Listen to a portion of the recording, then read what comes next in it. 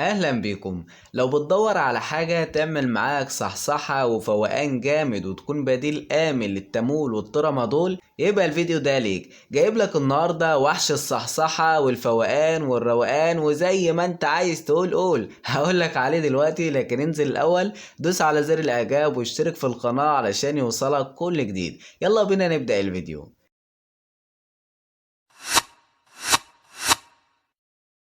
جايب لك النهارده برشام اسمه ارمويك، وقبل ما اتكلم عليه لازم تكمل الفيديو للاخر علشان هقول لك على حاجات مهمة جدا وخطيرة جدا جدا قبل ما تستخدمه.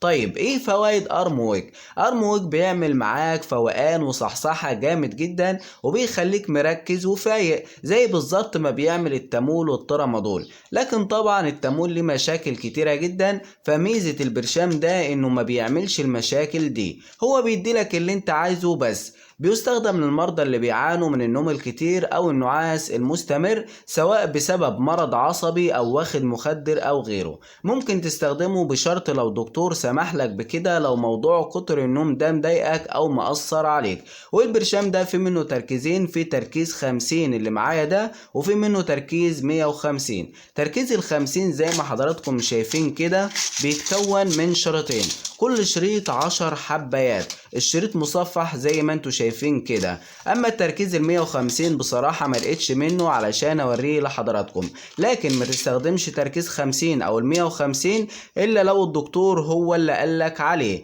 يعني الدكتور هو اللي هيحدد لك التركيز المناسب ليك. وزي ما قلتكم في كل فيديو، انا مش دكتور ولا صيدلي، لكن بجيب لكم حاجات ناس جربتها وجابت معاها نتيجة كويسة، فبقول لكم عليها على اساس انها هتجيب معاكم نتيجة كويسة.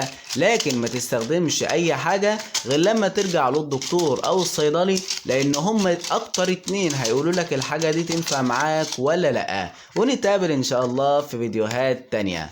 سلام عليكم.